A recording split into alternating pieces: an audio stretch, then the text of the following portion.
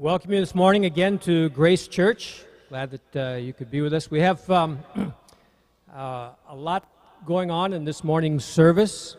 We have, later on, we're going to have Jim Ree, and he's going to come up and talk to us about our finances and how we're going to maintain our finances. And then, right now, though, I want to introduce Chris McKenzie, who was for several years the pastor down at the Pearl. Some of you probably haven't heard much of the Pearl lately, just because Chris hasn't been here to remind me. But we have this sister relationship with the church down near Shida University and down in that area there. They meet on Sunday nights. Almost every Sunday night I go down there to hang out with them. The pastor down there is Jeff Sue, and you'll meet him a little bit later on. But before that was Chris, and Chris and I hung out quite a bit together because he came to me and he said he would like someone to mentor him. And I told him that it needs to be a two-way street. I can learn some things from a young buck, and maybe he can teach, maybe I could teach a young buck a few things. So we struck up a good friendship, but as time went on, God really was moving and impressing upon Chris that he needed to take another step, and he needed to go and to get some schooling, and so he's back in the States, actually back in Canada, sorry.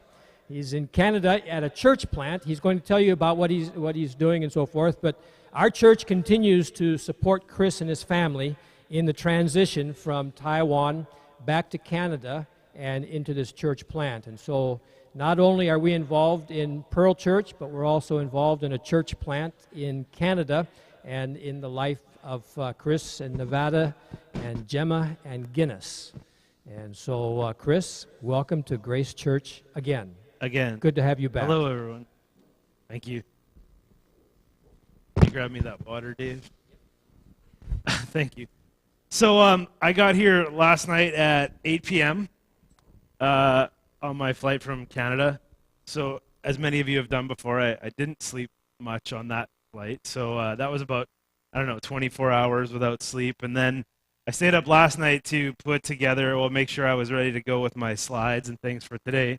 So I'm working on 3 hours of sleep in probably a total of 48 to 60 hours, something like that.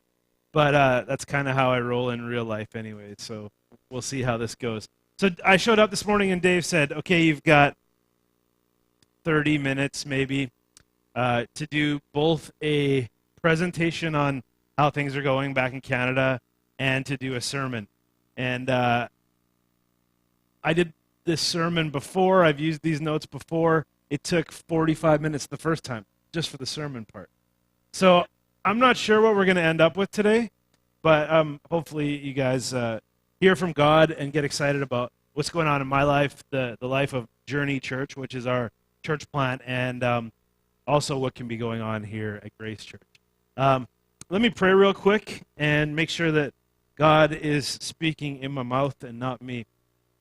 Father, I thank you so much for who you are, for how you've brought us all here together today for some reason, this time and this place, from all over the world, from different countries and different professions and different cultures. And we just thank you that we can come together with one cause, and that's to worship you. Father, I ask that today as we share about what's happening in Canada and what's happening in your word and many different things, that you would just bless what I have to say, that you would speak for me, that you would eliminate all those things that come from my sinful heart, so that these people would be encouraged and that they would leave wanting to make a difference in the world they live in. We love you, Father, and we give this time to you as always. Amen. So let me give you a quick update. So let's do a raise your hands thing. Thank you, Eric. I'm dying.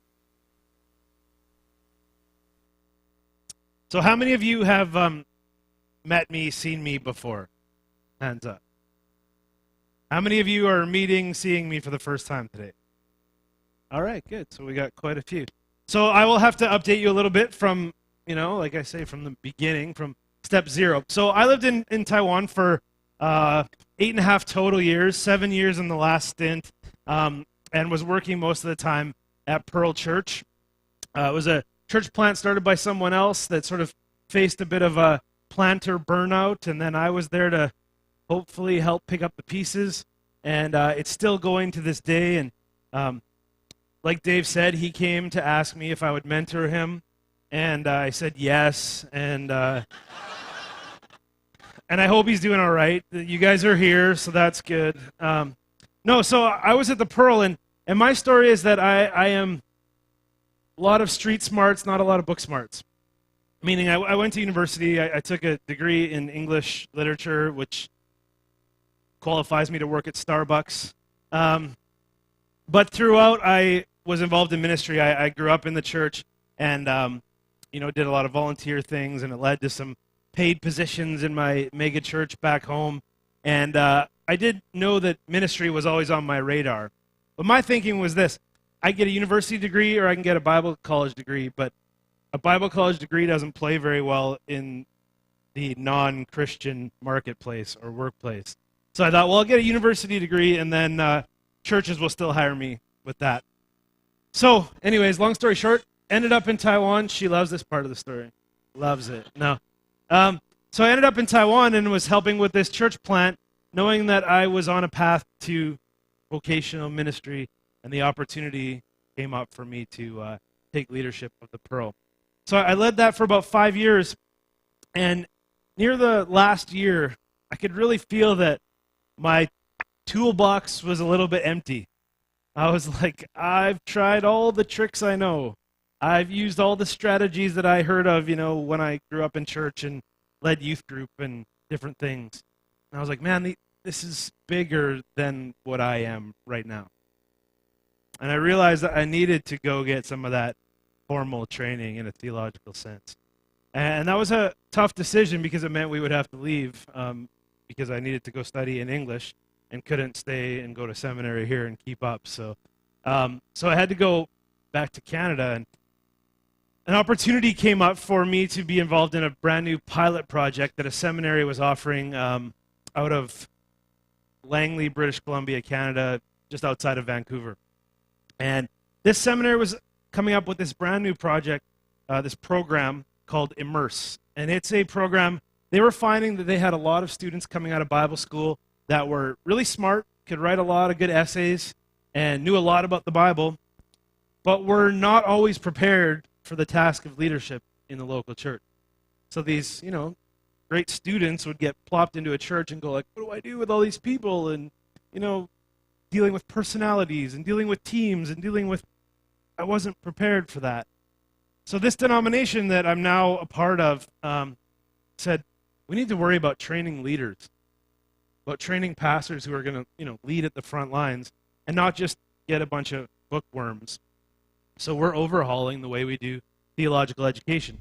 So this Immerse program that I'm in is a master's level program in my case, in church planting. But what I do is I work directly in a church plant as I study, so that everything I'm learning is informing my actions, and everything I'm doing is informing what I need to learn and how I need to learn. And by the end of it, their goal is that they're producing healthy church leaders and not just people who can write essays. So it's been pretty awesome. So that's where I'm at now, is I am in the Immerse program, operating out of Northwest Baptist Seminary in Langley, BC. So that's the academic name of my program. What's this church I'm working with?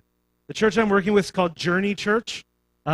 We've been home for almost 2 years now, back in Canada, and we got there just to be a part of this Journey Church startup. And last year when I was here in May, June, I updated you on kind of how the first year had gone. So we had done the living room thing. We sort of gathered all the people we could that were interested in a church in that neighborhood, and we sort of called all these people that we knew. Okay, I didn't know anybody. This is not my area of Canada, but the lead pastor, he phoned everyone. He said, you know anyone in this neighborhood that wants to be in a church, that's looking for somewhere to worship God and people, the community to be a part of? So we had about 30 people in a living room. And, that's a pretty big living room. Or a pretty small living room. It becomes a small living room with 30 people. So after about 6 to 8 months, we decided that it was time to do our public launch and start meeting like this on a Sunday and rolling out some different options. So when I was here last year in May, June, we had just had Easter was our opening, public opening service, so end of April last year. And that was really awesome. And so I would have let you know what we were up to then. So I want to let you know what we're doing now and how things have progressed.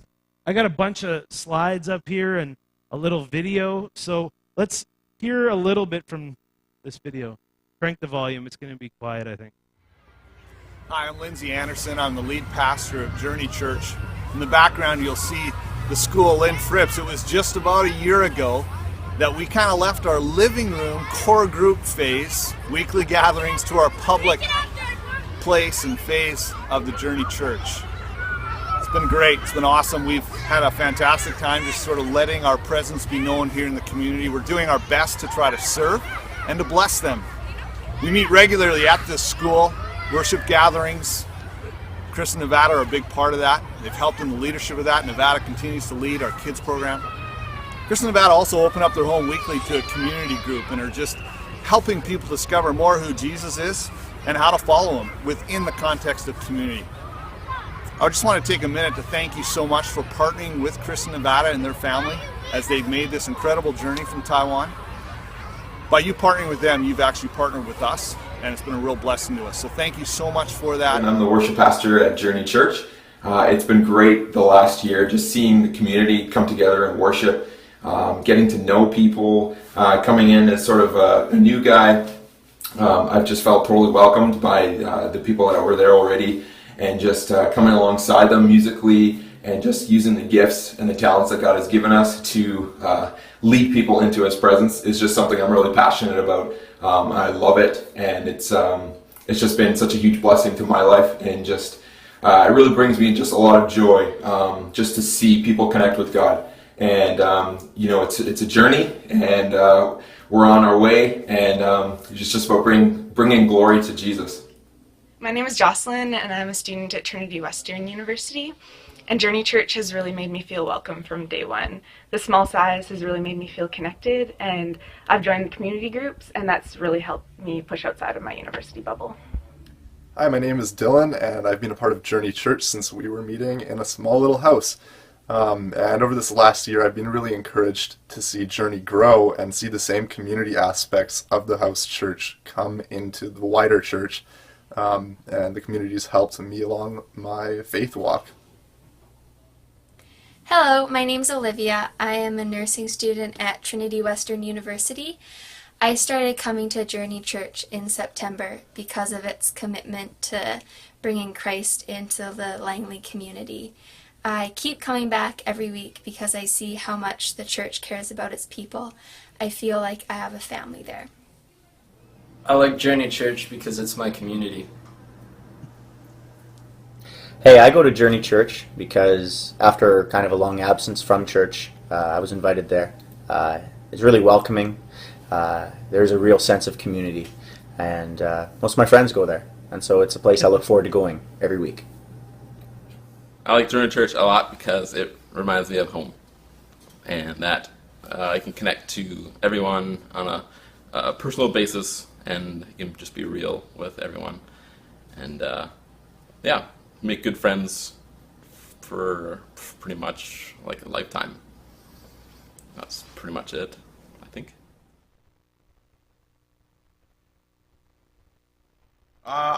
Yeah. Chris McKenzie, what a guy. He's just very genuine, and he just comes alongside me and just really challenges me in ministry-specific areas that I'm involved in, and just kind of asks those open-ended questions, and makes me think a lot about what I'm doing, and more than, for me specifically, for more than just playing music, and how am I leading my team and things like that. So I kind of think of him as a mentor to me as well, and so he's just a rad guy. I can talk to him about anything. He's just a fun guy to be around.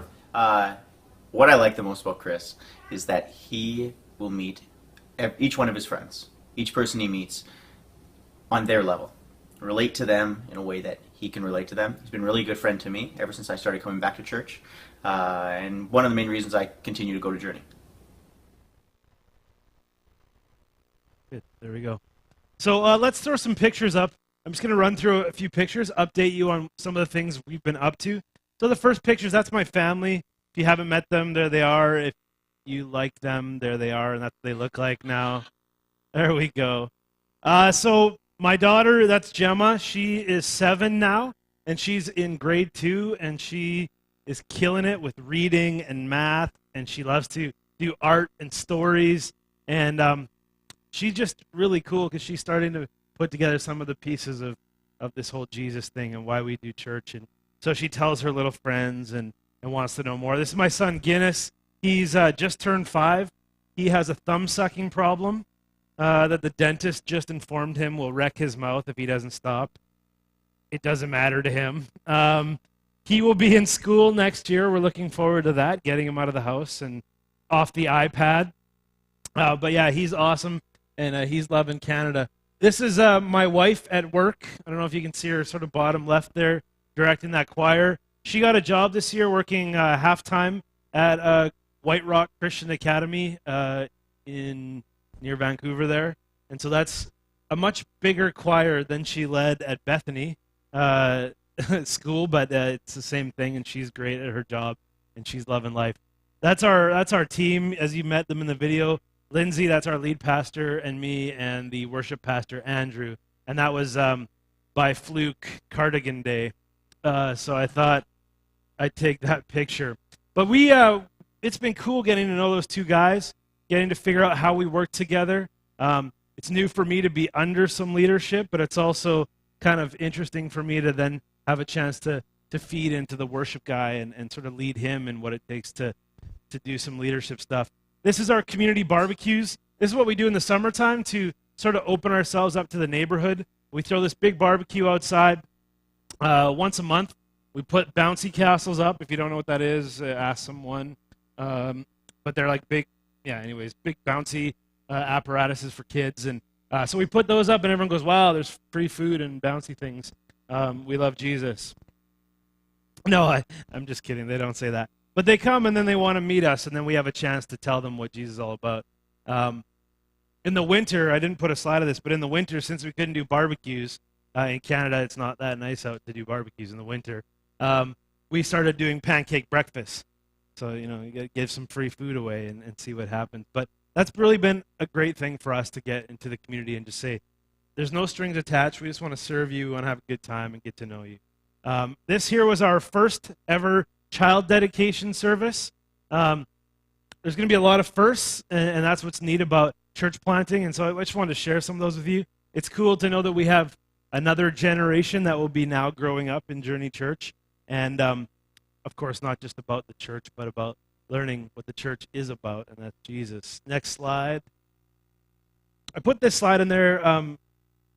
The girl in the pink, I suppose, pink and black, her name is Amy. Her and her husband came to one of our barbecues last summer, and they were new to the neighborhood we moved into, and they were looking for a place to worship. And so they joined us. They started coming alongside, and now this is their other 2 friends who have now come to Journey Church through them. And I just thought that was a neat slide because I thought in 1 year of public existence, we're already starting to see this second wave, this second group of sphere of influence, and it's really neat, and we hope that continues. Next slide.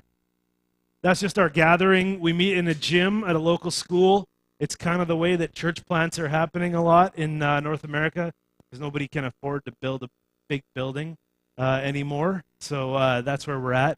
This is one of our other events, curling. Has anyone in this room ever curled before? 3 hands? No, it's terrible. No, I'm just kidding. We love curling in Canada, and so this is the way we get together and hang out.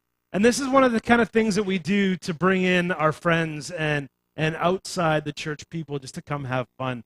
There's a couple curling pictures in there. Like I said, you might have to look that one up online too. Maybe you've been on a cruise and you've played shuffleboard on the deck. It's the same game on ice. So getting a little more serious here. We had 2 baptisms last spring. This was a couple months ago where we had 2 more baptisms. And that's great. I mean, we'd love to see a lot more. But it's pretty awesome that we're already seeing a chance to sort of bring people into a new place in their faith life and into the kingdom in a new way. That's Steve and Bridget. Bridget sort of grew up around church, but she was making this sort of public decision at this point in her life. But that's her husband, Steve, and Steve grew up in an atheist household and had no church experience at all. Didn't go to church, didn't learn about Jesus. You hear about it somewhere, through culture. But when he was, let's say, his 20s, he hit that phase where he's like, I need to figure out if I believe in anything, any sort of supernatural or any sort of religion or whatever. And he did all his investigation and read a lot of books and tried to disprove everything, as you do when you're kind of an academic atheist. And he, through his research and his trying to disprove, came to the knowledge of Jesus Christ and the reality that was something that was real for him and needed to be taken seriously. So he jumped on board, and they got married, and they're living the Christian life and a part of Journey Church, and it's really exciting. What's also neat is that baptism, that was his first ever baptism. He'd never been to a baptism, seen a baptism, knew really what was going to happen. We prepped him about how it was going to go down, but he had never been in that room. He was like his first time, and that was so neat because you sort of figure, I don't know, I grew up in church, and even if you don't grow up in church, maybe you got a friend who's getting baptized, or some churches do, baby baptism, you go to one of these services or whatever, and he had never seen it. So it was cool that his first ever one was his own baptism, a chance to share. To give you an update on some of the cool stuff I've got to do in my academics, some of you may have heard of D.A. Carson, as we like to call him, the Don. Don Carson. He was recently with our denomination doing a seminar on the gospel and what that means and what that looks like. And so it was neat to sit under him, although, not going to lie, a little bit boring. He's on a whole nother level. But this was a chance. I got to go to Toronto, which is, if you don't know, a different part of Canada, Eastern Canada, and go to a church planters conference. This is Bob Roberts. Some of you might know who that is. He's a famous preacher in America, and he had some really amazing things to say about the reality that the gospel in church needs to be global. And I think that's neat, because here we are. I'm kind of now a missionary from Taiwan to Canada, which is bizarre. I don't look so Taiwanese, and my Chinese is not so good. And anyways, that was a lot of fun. So those are some of the things we're doing. I shared last year in my sermon, sharing that Journey Church has 3 core sort of statements: journeying with Jesus, journeying in community, and journeying on mission. And those are the things that we hold dear, and those are the things that we're trying to figure out over time. One of the next steps for us is, how do we now get out to the, I don't know how to say it, the unbelieving community, the secular community around us. Our presence is known, but at this point, most of the people that have come to us are people that are believers looking for a church. We're in a new neighborhood, so they're moving in and trying to find their home church. And so it's been cool. We've raised up a group up to about 80 to 100 people on a week, but now we need that next step to happen. And I'm saying that because I'd love for your prayer on that. As you think of Journey Church, pray for us, and that the people in our lives that we meet through work, through community activities, through school, that they would start to get an understanding of who Jesus is by what we're doing. Our mission at Journey Church is really to bring a good reputation to the name of Jesus. Those of you that you live here in Taiwan, Jesus is not super famous here. And he's definitely not super famous in the west coast of Canada or America. In fact, at some points, he becomes the enemy of several issues that are on hand. And so we're trying to be that church that says, this is the Jesus we represent, a Jesus of love, a Jesus who wants to be in relationship with you, a Jesus that's willing to roll up his sleeves and help you with the hard work of life, whether that be actual physical work or helping you to get through what you're going through. And that's our mission. We're looking for opportunities all the time to get into the community. You heard in that video, that was like the key word, wasn't it? Community. I did not bait anyone to say that. In fact, I wish there would have been a variance of answers, but community was very key in two respects. They were excited about our church community, Journey Church, and what that means to them to be a family, to be believers coming alongside, and also our involvement in the greater community. So it's been a really exciting time, and I'd love to tell you more, but I have this time slot that now has, like 5 minutes left? And 7 pages of notes and 15 slides. You ready? No. So, that's what I'm doing. Yay. Now let's talk about what God's doing and what God's Word says. So there's this passage of Scripture that I absolutely love. I may have even spoke on it here before. I like to speak on it a lot because it's very important to me. As you can see, I love the church. That's what I feel called to do, plant churches, be involved with churches, make sure churches are thriving and meeting the needs of their community. When I was young, I'm going to tell you a couple stories. When I was young, my parents split up when I was 2 years old. Boo-hoo. But they split up when I was young. And I grew up without my father. I grew up with my mom only. And I didn't really know that was a problem. I just thought, this is normal life for me. I don't feel like I'm missing out on anything. And we went to church. We did all the things. I went to school. I played sports. And we just lived life. And that was my reality. No father. And I had friends around me, and some of them were going through divorced parents, and some were in happily, put together families. And life was okay. So when I was about 12 years old, the church put together this father-son fishing trip. And they, talked about, we're going to go fishing, we're going to have a lot of fun, we're going to do guy things, we're going to burp and fart and eat s'mores and all this kind of fun stuff. And cut fish and, whatever, throw them at each other. I don't know I hate eating fish, so I don't know what to do with them. But anyways, we're going to have a ton of fun. And it's for fathers and sons. And I was like, well, that's going to be fun for whoever gets to do that. But I don't have half of that equation. So I guess I will not be participating in this amazing, mind-blowing fishing trip. And that got me down. I was sad for a couple of days. But what happened was, 2-3 days after the announcement of this father-son fishing trip, my mom got a phone call from someone, a man in our church. And he said, you know what? I realize that Chris doesn't have a father, and there's going to be this father-son fishing trip. I'd like to take him. I'd like to come alongside Chris and just, be guys and hang out, give him that experience. So I got to go on that fishing trip, and it was super awesome. We did all that fun stuff, and I got to see how fathers and sons interacted, and I got to see the role that this man was playing for me, sort of stepping up to be my father for the weekend and that sort of thing. That made me feel really good. That made me feel what it was like to sort of have a touch of Jesus in my life.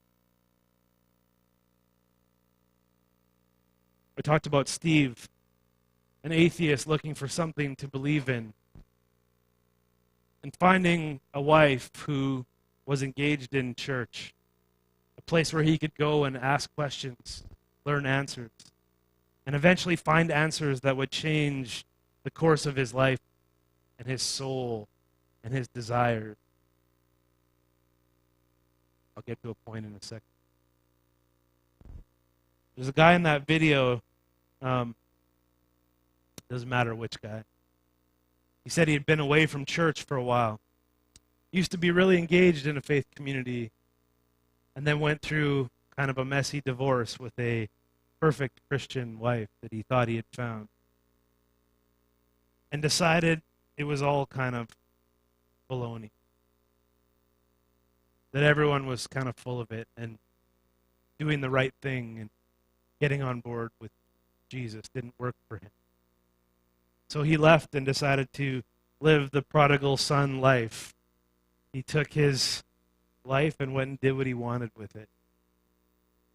And you can imagine what all that is. Don't get into that. But then he found Journey Church and what we're doing. Now he's engaged. He, like he said, he comes back. He feels connected. His friends are there. These are 3 little stories I just wanted to share that sort of highlight the amazing place and community that church can be. A place where a son is adopted by the men in his community. A place where someone who is full of doubt can be turned into someone who's full of hope. A place where a broken-hearted man, a man with anger and selfishness and ego, can be brought back to community and brought back to be loved. That's what the church is all about. Stories like that. So now we can get on to the slides. I grew up in a Willow Creek Association church. If you've lived in America, you've probably heard of Willow Creek Church. It's a super mega church out of Chicago. Started a whole movement of other churches modeled after it. And the senior pastor is Bill Hybels. Now they've realized there's some flaws to what they've done, but they've done great work. And this is Bill Hybels' most famous sort of tagline. The local church is the hope of the world. The local church is the hope of the world. Before you get kind of theological and say, Jesus Christ is the hope of the world, yes, we'll get into that. But the local church is the hope of the world. For me, for Steve, for Chris from the video, the local church has been hope in our lives. And you guys are a part of a local church, and you have a chance to deliver hope to the people around you. I want to break that down real quick. What is the local church? Well, the Bible describes us as many things. Describes us as a body of believers, an actual physical body of parts that work together to accomplish something. Describes us as the family of God. It talks about being a part of God's household and being adopted sons and daughters. Family that comes together and works together, does things together. It describes us as ambassadors of Christ. We're given a mission to represent Christ, to be Christ to the people around us. This is what's meant by the local church, a body, a family, ambassadors. But just to simplify it, Jesus people. We are Jesus people. A hope of the world. Like I said, it's not about the church, David Homer, Grace Tiemu being the hope of the world. But we are the bearers of the hope of the world. If we're the ambassadors of the message of Jesus Christ, we are those that bring the hope to the people around us. What is this hope? We talked about a little bit with communion, but it's forgiveness, it's redemption, it's a change, it's a being made righteous. It's about being loved. John 3:16, many of you know it, but very crucial. God loved us so much, he gave his son to die for us, to give us eternal life and hope. We have the chance to give that love to others, a selfless love. Restoration, a chance to fix broken hearts, fix broken lives, and eventually fix a broken world. We bring joy because we know all those other things. And those things trump the day-to-day, the mundane. We're the carriers of joy. And of course, the hope of Jesus Christ is that we will get new life and eventually eternal life. However, we've been sinful, destructive in some ways, or just neglectful and lazy, we can be changed into people that are hopeful and joyous, etc., etc. So this quote, the local church is the hope of the world. That's us, Jesus people, are the bearers of the hope that Jesus Christ brings to all of us. Now I want to read real quickly Acts 2:42 to 47. You can follow along up there. I'm going to read from Paper Bible. Remember these? No, I'm just kidding. All right. Something about being a preacher, you have to use a paper Bible. They devoted themselves to the apostles' teaching and to the fellowship. Whoa, excuse me. Jet lag. They devoted themselves to the apostles' teaching and to the fellowship, to the breaking of bread and to prayer. Everyone was filled with awe, and many wonders and miraculous signs were done by the apostles. All the believers were together and had everything in common. Selling their possessions and goods, they gave to anyone as he had need. Every day they continued to meet together in the temple courts. They broke bread in their homes and ate together with glad and sincere hearts, praising God and enjoying the favor of all the people. And the Lord added to their number daily those who were being saved. So this passage is like the poster for what church should be. And if you've ever been in church, you've probably heard this. If you've sort of tried to rally the troops of church, we put this up there. We go, look at that. Isn't that amazing?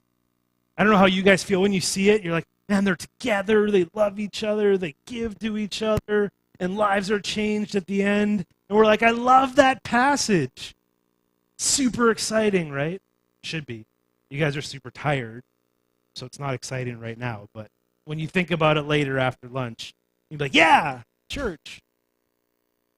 But I see so many things in there that excite me, that get me going like, oh, that's why we do it. It's all about togetherness and prayer and Jesus and people. This can be the hope of the world. Do you guys feel like you're a part of something that's the hope of the world? This isn't a knock on Grace Church. But when you come here, when you participate in this community, you think, we are the hope of the world. Or do you just think, oh, it's Sunday morning, I got to go to church. It's almost 9, I better get up. Who does church at 9 anyways? That's what I would be thinking. Crazy. Anyways, but do you feel that? Do you feel like we're the hope of Timu? We're the hope of Taipei. We're the hope of Taiwan. Do you feel that when you engage with Grace Church? Because you should. Or are you just waiting for something like this to happen? You just kind of show up and you're like, man, that is cool. Acts 2. I hope that happens around here. Or do you come on Sundays and you're like, I've got this 2-hour block. I said 2 hours because I'm going to talk for a long time. No, I'm just kidding. 2-hour block. And Acts 2 church is going to happen in those 2 hours. Or are you waiting, you're like, what's David and what's Mike going to do for us? It's going to make Acts 2 church happen. Because I'll tell you what, if you're waiting for it to happen, it's not going to happen. If you're expecting it to happen on Sundays only for an hour and a half, it's not going to happen. And if you're waiting on David to do it, he's getting old and it's not going to happen.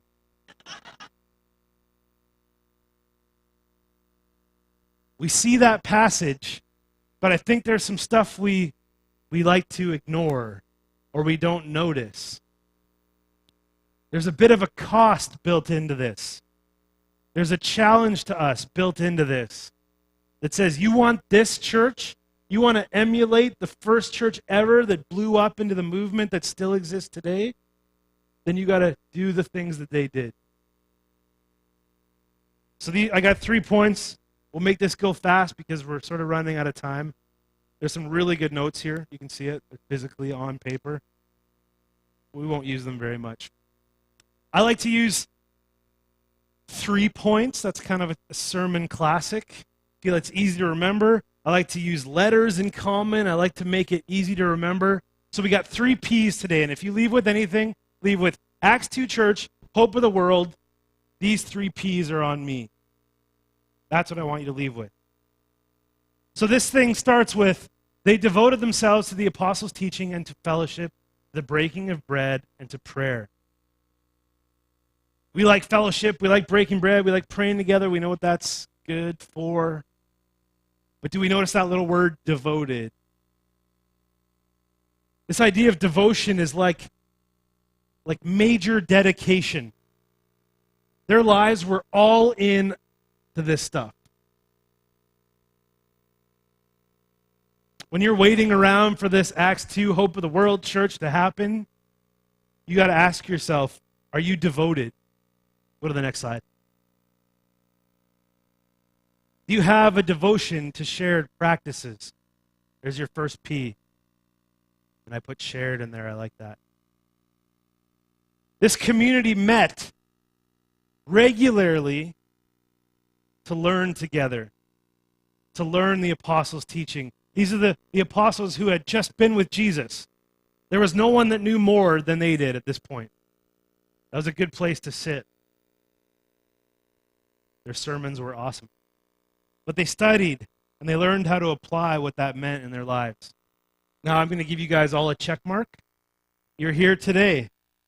You're doing this, coming together to learn and to hear from the apostles' teaching. Now they were committed to prayer together. I'm sure many of you pray before a meal or pray at night before bed, but how often do you meet with someone from your community, your Grace Church community, to pray? How often do you come together collectively and say, let's pray for our leadership, let's pray for our mission, let's pray for those people that have come in and out and not stuck with us? Do you do that? Because they did. They brought the hope to the world. They were committed to breaking of bread. We can check mark again. You guys broke some bread this morning. Breaking of bread was both about eating a meal together at a table, but it was also about remembering Jesus. They were committed to sharing in this Lord's Supper experience because it helped them to remember who and what they were about. So this is the first thing I want you to consider. If you're going to be the hope of the world, are you devoted to the shared practices of this community? Or do you just show up sometime and you just come on Sunday morning?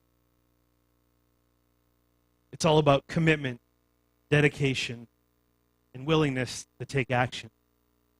Some of the enemies of this are apathy and laziness. Just not that bothered to get involved with this stuff. Next one, we got to move fast. All the believers were together and had everything in common. They sold property and possessions to give to anyone who had need. All the believers were together and had everything in common, and they gave to needs. Next slide. Sacrificial partnership.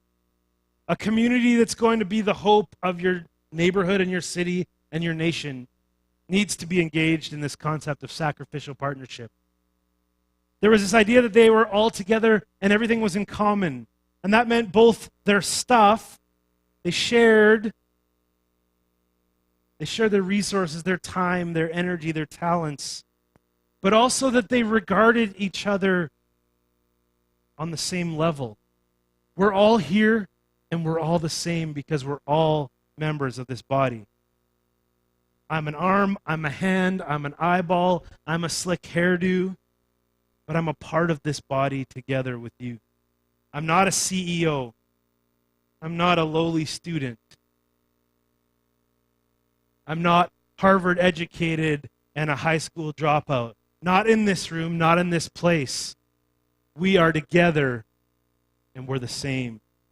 We're Jesus people. Are you committed to that concept, to bringing us all together to be in common? Are you giving of your talents, your time, your resources? That's what these guys did. It said they sold their stuff and gave as need came up. There was this idea that nothing belongs to me, that it's all for the benefit of the community. And I don't want you to go out today and sell everything you own, then bring David a check and say, yay, I'm Jesus community. But are you willing to share of who you are with the people in this room and in this church? Last one, recognizing and alleviating need. Although there's not this call to go sell everything tomorrow, today, there is this need for awareness of the people around you. What struggles are being faced by the people in our church? How can I help with that? And sometimes it's money, sometimes it's stuff, sometimes it's time, sometimes it's a hug, sometimes it's a meal. But if you're not ready to look at that need, and then jump in to meet it, it doesn't matter if you have the stuff or the hug or the talents. You want to be the hope of the world? You got to do what they did. Commit to sacrificial partnership. It's all about, excuse me, it's all about love and respect and compassion, sacrifice for each other. Some of the enemies that exist for this one: selfishness, ego, pride, entitlement. This is my stuff. I'm special. I don't want to help. I don't want to give up of myself. Last one, and then we're almost at the end. Every day, they continued to meet together in temple courts. They broke bread in their homes and ate together with glad and sincere hearts, praising God and enjoying the favor of all the people. That was fast. Every day, met together. Broke bread in homes. Those are the things I want you to see in that. Next slide. So they were committed to consistent proximity. There's your last P. There was a closeness. There was a reality that said, if we're going to live together as a family, as a body, we actually need to do things together. And not just Sunday morning. Because right now you're not together. You're in your seat looking at me. You're not looking at the people around you and knowing what they're all about. But they were committed to this idea. Committed to relationships and regular relationship building. It says they met daily. Now, I don't probably expect you to meet daily, but maybe you could text someone daily, send an email, phone call. Just some ideas. They were committed to hospitality. This idea that they needed to have people in their homes, but what happens when you have people in your homes and sit over a dinner table? What happens? You just share life. You talk about who you are, what you're going through, your struggles, your successes, your job, your kids, all that stuff. So they opened up their homes, but in turn that opens up their hearts and lives. How many of you know people at church, but you've never had them in your home? You come here, you drink a coffee in the lobby, you smile, say all the nice Jesus things, and then go home and don't talk to them until next week. You got to eat dinner every day, and they have to eat dinner every day. Make it happen somewhere. I'm not scolding you, by the way. I'm trying to get us to this point where we can be the hope of the world. And they came together in proximity to be on mission. It says they met in the temple courts. Now, the temple courts were not just the religious place. They were a religious place. But they were also like the community square. There were other people there. There were people doing business. There were people just hanging out. There were people visiting. So when they came and they lived this Jesus community in the center of the community square, they got noticed. They were on mission.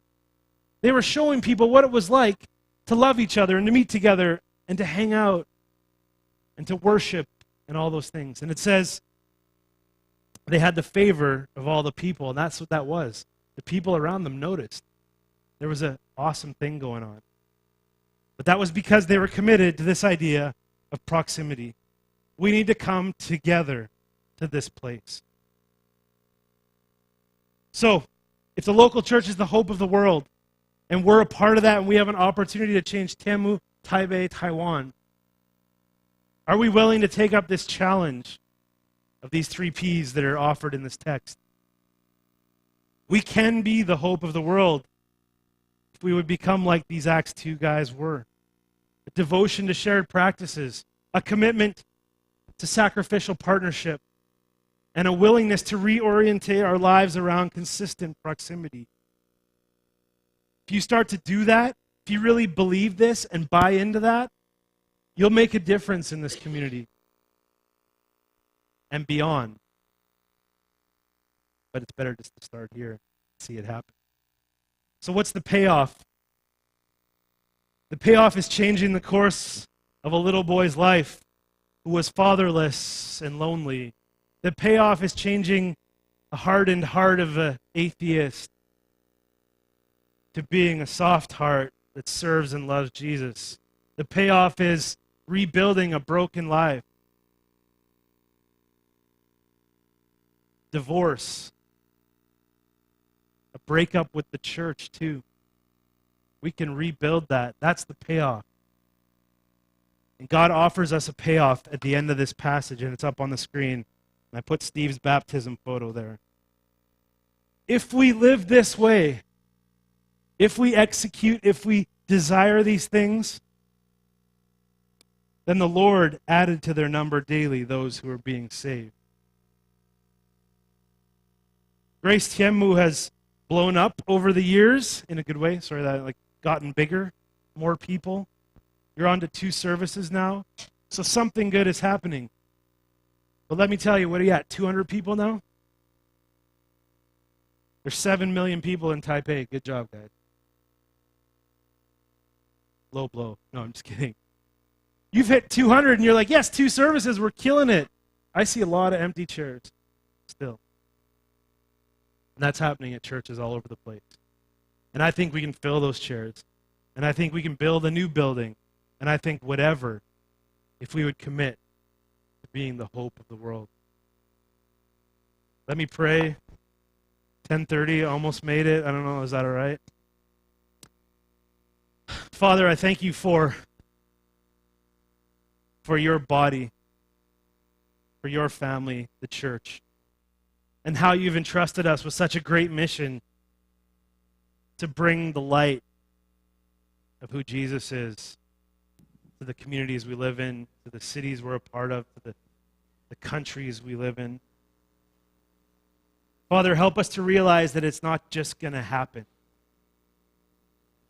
Help us to stop waiting, but to take action in the way that your early church did. To sacrifice, to commit, to change the way we do our day-to-day living so that it's something that represents you and has favor with the people around us. Father, I thank you for Grace Church and the work that it is doing and the growth that it has. I thank you that they're committed to just exploring new things, opening up new services, having better coffee. It's so cool to see where they're going. And I don't make light of the fact that there are millions of people in the city that have yet to meet you. And it's our job. We're the ambassadors of your message. To figure out how to get 1% of those people in the building. 2%, 10%, whatever it is. But we want to see these neighborhoods change. We love you, God, and we thank you for all you do in our own lives personally and for the lives of our community.